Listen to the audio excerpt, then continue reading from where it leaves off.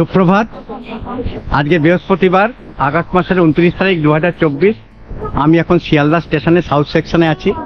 Journey with Chhoton চ্যানেলের পক্ষ থেকে আপনাদের আবার একটা নতুন ভিডিওতে স্বাগত। আজকে আমার গন্তব্যস্থল মহাপ্রভুতলা। এই মহাপ্রভুতলায় রয়েছে শ্রী অনন্ত আচার্যর শ্রীপাদ। এটা হচ্ছে বৈষ্ণব ধর্মের ভক্তদের একটি পবিত্র তীর্থস্থান। এখানে মহাপ্রভু চৈতন্যদেব রাত্রিবাস করেছিলেন যখন নীলাচলের দিকে উনি যাচ্ছিলেন। তো আমি খোঁজ পেয়েছিলাম এই মহাপ্রভুতলার, তো আমি ভাবলাম আমার দর্শকদের এই বৈষ্ণব ধর্মের পবিত্র স্থানটা দেখিয়ে আছি, তাই জন্য আমি বেরিয়ে পড়েছি। আশা করি আজকের ভিডিওটা আপনাদের খুব ভালো লাগবে। আমি এখান থেকে শিয়ালদা সাউথ সেকশন থেকে বারুইপুর জাংশন যাব, ওখান থেকে অটো ধরে এই মহাপ্রভুতলা যাব। আপনারা যদি মহাপ্রভুতলা যেতে চান লক্ষ্মীকান্তপুর লোকাল ধরেও শাসনে নামবেন, শাসন রোডে নেবে, ওখান থেকেও কিন্তু যাওয়া যায়। তো আমি যেহেতু আজকে এই প্রথম যাচ্ছি তাই ডিটেলস জানি না, যাওয়ার পথে আমি পুরো ডিটেলস বর্ণনা দিতে যাব, যাতে আপনাদের এই মহাপ্রভুতলা যদি আপনারা দর্শন করতে আসেন তাহলে আপনাদের যেন কোনো অসুবিধা না হয়। চলুন তাহলে। আমাদের 8:50 বারুইপুর লোকাল 18 নম্বর প্ল্যাটফর্মে দিয়ে দিল। এটা 12 কোচের গাড়ি।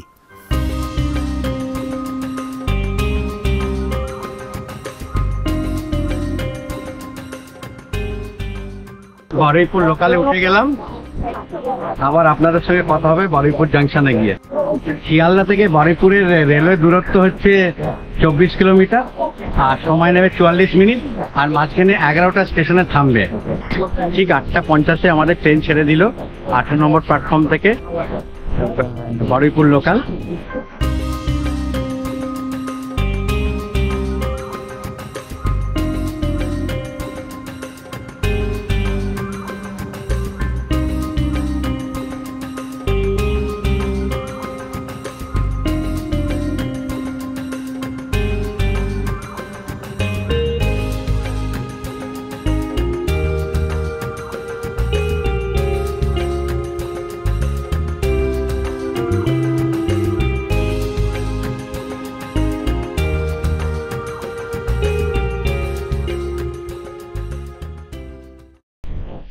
এখন 9:40 বাজে, মোটামুটি 50 মিনিট নিয়েছে। বারুইপুর স্টেশনে 3 নম্বর প্ল্যাটফর্মে আমাদের গাড়ি থামলো। আমরা এবার 4 নম্বর প্ল্যাটফর্ম দিয়ে বেরোবো, বেরিয়ে তারপর ওখান থেকে অটো ধরবো। চলুন তাহলে আপনাদের দেখাই কিভাবে আমি অটো ধরছি। সামনে ফুটওভার ব্রিজ, আমাদের 3 নম্বর প্ল্যাটফর্ম থেকে আমাকে ফুটওভার ব্রিজ করে 4 নম্বর প্ল্যাটফর্মে যেতে হবে। আমরা এই ট্রেনে করে এলাম, 3 নম্বর প্ল্যাটফর্মে নামলাম, 3 নম্বর প্ল্যাটফর্ম নেবে, তারপরে এই ফুটওভার ব্রিজ দিয়ে চড়ে আমরা এবার বাইরে নামবো। ফুটব্রিজ থেকে নেবেই আমার বাম দিকে 4 নম্বর প্ল্যাটফর্ম, আর বেরিয়েই অটো স্ট্যান্ড।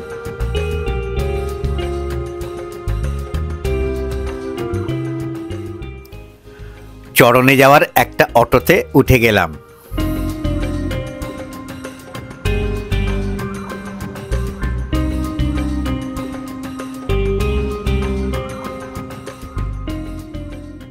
বারুইপুর স্টেশন থেকে আমাদের এইখানে নামিয়ে দিল।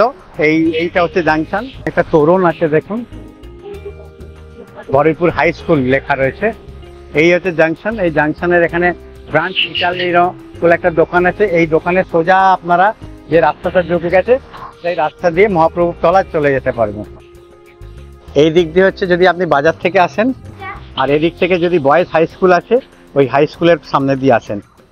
আমি বলবো আপনারা সবসময় হাই স্কুলের সামনে দিয়ে আসবেন। চরণের যে অটো, সেই অটোটা যেটা দেখালাম লোকেশনটা, সেই দিক দিয়ে এলে একটুখানি হাঁটা পথে এই দেখবেন বাঁদিকে একটা গলি, সেই গলিতে দেখবেন জয় নিতাই মহাপ্রভুতলা লেখা রয়েছে। এই রাস্তা দিয়ে আপনাদের যেতে হবে, সামনেই মন্দির। অবশেষে আমি চলে এসেছি বৈষ্ণব ভক্তদের তীর্থস্থান শ্রী অনন্ত আচার্য শ্রীপাদ মহাপ্রভুতলায়। আজকে আমি এই শ্রীপাদ আপনাদের পুরো দর্শন করাবো, বিস্তারিত এর ইতিহাস বলবো। দেখবেন আজকের ভিডিওটা আপনাদের খুব ভালো লাগবে। মন্দিরের মূল প্রবেশদ্বার নির্মাণের জন্য আমাদের পাশে ছোট প্রবেশদ্বার দিয়ে ঢুকতে হবে মন্দির প্রাঙ্গণে। মূল মন্দিরে প্রবেশের পূর্বে আমরা ডান দিকে এই মন্দিরের আরেক পবিত্র স্থান দর্শন করি। এই সেই ঘর যেখানে শ্রী রামদাস বাবাজি এসে থাকতেন। সামনে শ্রী রামদাস বাবাজির মূর্তি অধিষ্ঠিত। ফরিদপুর জেলার অন্তর্গত কামারপুর গ্রামে 1876 সালে জন্মগ্রহণ করেন রামদাস বাবাজি। রামদাস বাবাজির বাল্যকালের নাম ছিল রাধিকা রঞ্জন। ছেলেবেলা থেকেই হরিনাম সংকীর্তনের প্রতি অদ্ভুত এক আকর্ষণ ছিল, যা বয়স বাড়ার সাথে সাথে বৈষ্ণবীয় প্রেম ভক্তির একটি বলিষ্ঠ বীজ তার হৃদয়ে আপনা হতেই উপ্ত হয়ে যায়। নাম প্রচারকেই জীবনের একমাত্র ব্রত হিসাবে গ্রহণ করেছিলেন রামদাস বাবাজি। বরাহনগর পাটবাড়ির সংস্কার ও উন্নতি সাধন রামদাস বাবাজির শেষ জীবনের এক উল্লেখযোগ্য ঘটনা। এই পাটবাড়িতেই 1953 সালে তিনি মরদেহ ত্যাগ করে নিত্যাধামে গমন করেন।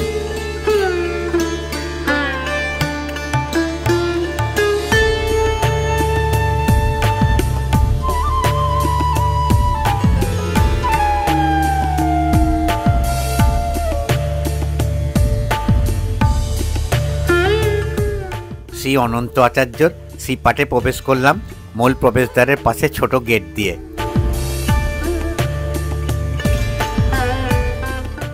প্রবেশ করেই সামনে বিশাল বাঁধানো উঠোন, বাম পাশে নাট মন্দির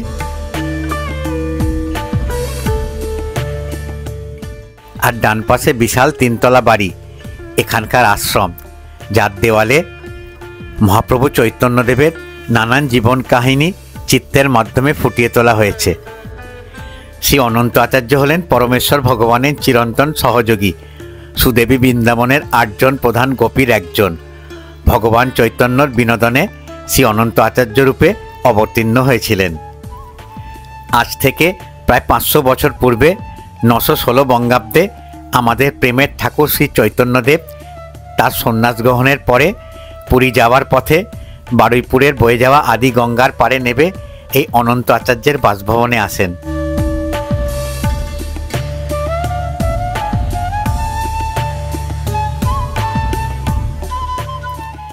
মন্দিরের উঠোনের মাঝখানে লোহার গ্রিল দিয়ে ঘেরা অপূর্ব হরপার্বতীর বিগ্রহ, সামনে শিবলিঙ্গ।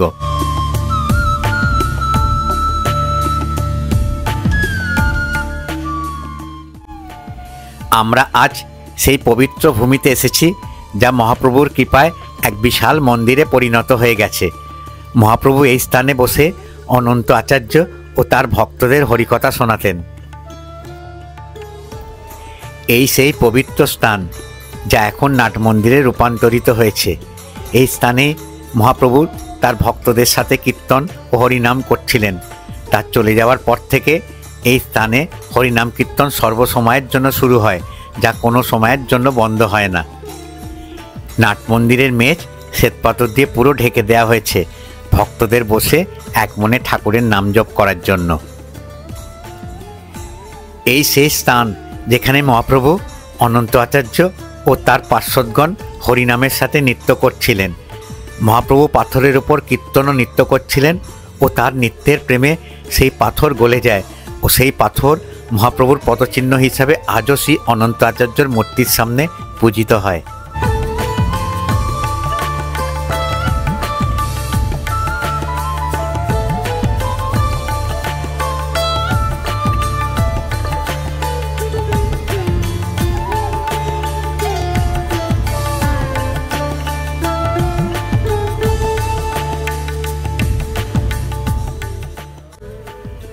নাট মন্দিরের দেওয়ালে মহাপ্রভুর লীলা খেলার কিছু চিত্র খোদাই করে তাতে রঙের তুলি টেনে দেওয়া হয়েছে, যা এক কথায় অপূর্ব লাগছে।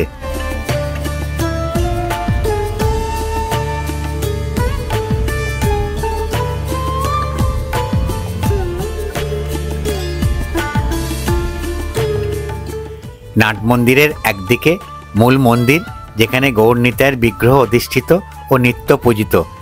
এখন মূল মন্দিরের দ্বার বন্ধ আছে, ঠিক 12টায় খোলা হবে ভোগ আরতির জন্য। মূল মন্দিরের ঠিক বিপরীত দিকে নাট মন্দিরের এক পাশে শ্রী রামদাস বাবাজির ছবি কাঠের সিংহাসনে বসানো, যা নিত্য পূজিত হয়।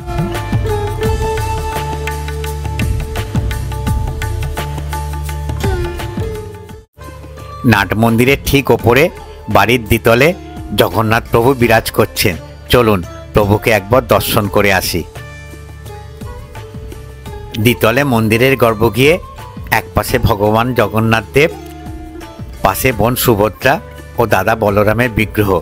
আর এক পাশে রাধাকৃষ্ণের বিগ্রহ, আর মাঝে গৌরনিতায়ের বিগ্রহ। 3 রাত্রি বাস করার পর সেই মুহূর্ত চলে এসেছে যখন মহাপ্রভু নীলাচলের উদ্দেশ্যে রওনা হবেন। শ্রী অনন্ত আচার্য মহাপ্রভুকে যেতে দিচ্ছিলেন না, তিনি তার প্রেমের বাঁধনে বেঁধে রাখতে চেয়েছিলেন। মহাপ্রভু তখন অনন্ত আচার্যকে বললেন, তুমি এইরূপ 2টি বিগ্রহ আনো ও আমার পুজো অর্চনা করো। অনন্ত আচার্য তখন মহাপ্রভুর আদেশ মেনে এই 2 মূর্তি এনে সেই থেকে পুজো অর্চনা শুরু করেন। এই সেই যুগল গৌরনিতায়ের বিগ্রহ যা 500 বছর আগে অনন্ত আচার্য প্রতিষ্ঠিত করেছিলেন। আমরা এবার বাড়ির 3 তলায় বজরংবলীর মন্দির দর্শন করে আসি। এই শ্রীপাঠে সর্বত্র সংস্কার ও নির্মাণের কাজ চলছে। 3 তলার মন্দিরে বিশাল বজরংবলীর বিগ্রহ। ভগবান বজরংবলী তার 2 হাতে ভগবান রাম ও লক্ষ্মণকে ধরে আছে। এই রূপ বিগ্রহ আমি আজ অবধি কোথাও দেখিনি।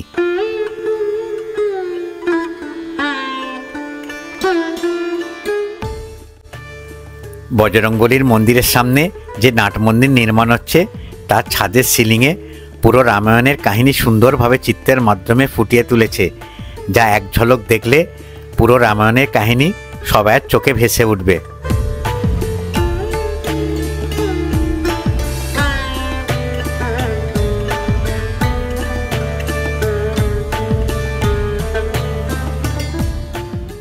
দুটো জিনিস জানার ছিল।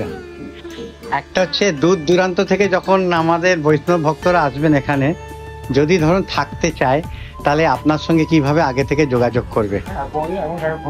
হ্যাঁ, ফোন নাম্বারটা একটু বলতে পারেন? হ্যাঁ বলুন। 916306969777। আপনার নামটা হচ্ছে? নিত্যানন্দ ব্রাজ বাবাজি। ঠিক আছে, তাহলে আপনার সঙ্গে টেলিফোনে কথা বললেই সকাল 6টা সন্ধ্যে 6টা ওই সময় ফোন করলে আপনাকে পাওয়া যাবে। 2 টাইমে ফোন করার সময় মানে আপনার সঙ্গে কথা বলে তারপর থাকার ব্যবস্থা। এখানে প্রসাদের ব্যাপারটা বলে দিলাম। এখানে প্রসাদের কোনো কুপন বা মূল্য লাগে না, কিন্তু আপনাকে বারুইপুরের বাইরের বাসিন্দা হতে হবে। এখানে বারুইপুরের বাসিন্দা হলে কিন্তু আপনি এখানে, যেহেতু এখানে কোনো কুপন বা মূল্য লাগে না, তাই জন্য বারুইপুরের বাসিন্দাদের জন্য খালি অনুষ্ঠানের সময় ভোগ প্রসাদ বিতরণ হয়। আর দূর দূরান্ত থেকে যারা আসে বারুইপুরের বাইরে, তাদের জন্য কিন্তু এখানে অবারিত দাস আসবেন, এসে বাবাজির সঙ্গে কথা বলবেন, কথা বললেই আপনাকে এখানে প্রসাদের ব্যবস্থা করে দেবেন।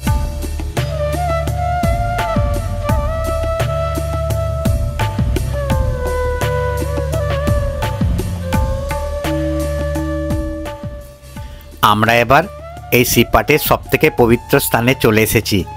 এই সেই কটকি ঘাট, যেখানে মহাপ্রভু চৈতন্যদেব, নিত্যানন্দ প্রভু ও শ্রী অদ্বৈত আচার্য নীলাচলে যাওয়ার পথে তাদের এক প্রিয় ভক্ত অনন্ত আচার্যের বাসভবনে এসেছিলেন।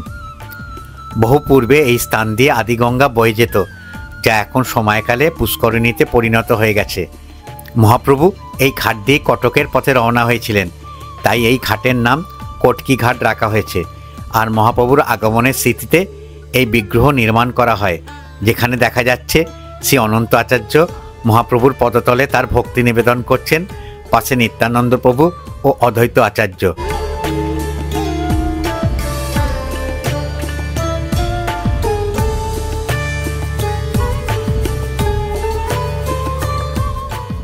কটকি ঘাটের ঠিক বিপরীত দিকে নববৃন্দাবন বা গুপ্ত বৃন্দাবনের নির্মাণের কাজ চলছে। ভেতরে প্রবেশ করে এক ঝলক দর্শন করে আসি। এবার আমি আপনাদের এখানে যে নির্মাণ কার্য চলছে গুপ্ত বৃন্দাবনের, সেই গুপ্ত বৃন্দাবন এক ঝলক আপনাদের দেখিয়ে দিচ্ছি। যখন এটা কমপ্লিট হয়ে যাবে দেখবেন খুব সুন্দর লাগবে। মূল প্রবেশদ্বার দিয়ে ঢুকে সামনে বিশাল নাট মন্দির, আর সামনে উঁচু করে স্টেজ করা আছে। তার ভেতরে রাধা গোপীনাথ ও তার 2 পাশে অষ্টসখীর বিগ্রহ। তাই এই জায়গাটার নাম হয়েছে গোপীনাথ অষ্টসখীর মন্দির।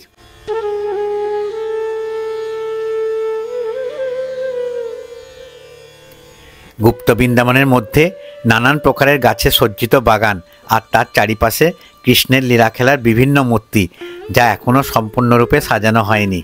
আশা করা যায় যখন সম্পূর্ণরূপে নির্মাণ কার্য শেষ হবে, এই গুপ্ত বৃন্দাবন খুবই দর্শনীয় স্থান হবে দক্ষিণ 24 পরগনার।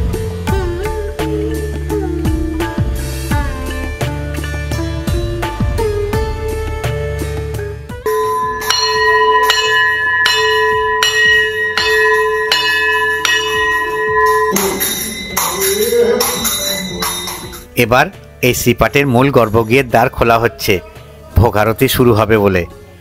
আশ্রমের সব বিগ্রহের ভোগ গ্রহণ হয়ে গেছে, এবার দুপুরের ভোগ আরতি শুরু হবে।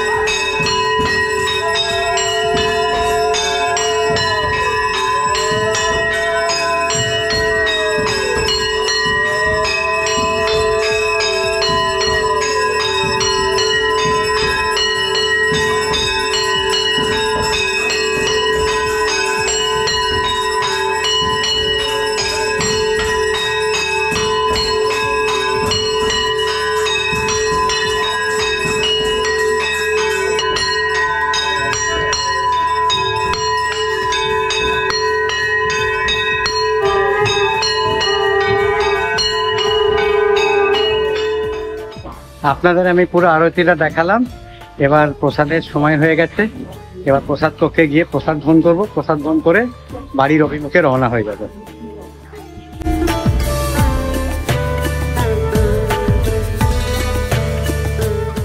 এক সেবায়েত ভোগের সব পদ একসাথে মেখে নাড়ু করে প্রত্যেক বিগ্রহকে নিবেদনের জন্য নিয়ে যাচ্ছেন। প্রসাদ কক্ষের পাশে শ্রী অনন্ত আচার্যের শয়নকক্ষ, শ্বেতপাথরের বেদির উপর শ্রী অনন্ত আচার্যের মূর্তি স্থাপিত রয়েছে। আমরা এখন প্রসাদ কক্ষে বসে গেছি, প্রসাদ গ্রহণ করব। প্রসাদ গ্রহণ করে তারপর বাড়ির অভিমুখে রওনা হবো।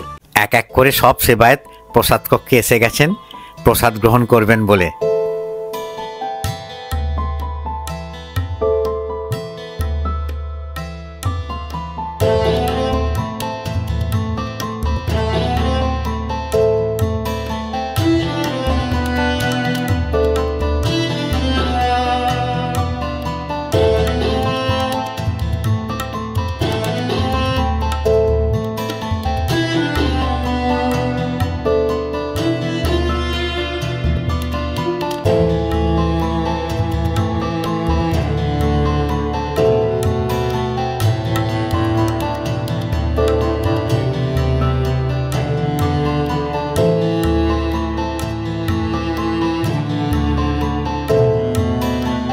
चैतन्य श्रद्धित शिराधरानी सिंधु गौर भक्तबिंद पावन निकाय साधि भावी জয়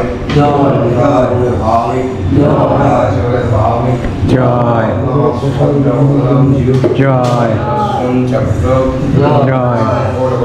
সংকীর্তন জয় ঠাকুর মহারাজ জয় আচার্য ঠাকুর মহারাজ জয় আচার্য ঠাকুর মহারাজ জয় নরোত্তম রামচন্দ্র কবিরাজ জয় দেবী জয় দয়াল জয় আচার্য শিবাদ জয় মহারাজ অনন্তপতি ব্রহ্ম বৈষ্ণব তখন গুরু মহারাজ মহাপ্রসাদ জয় সাধু জয়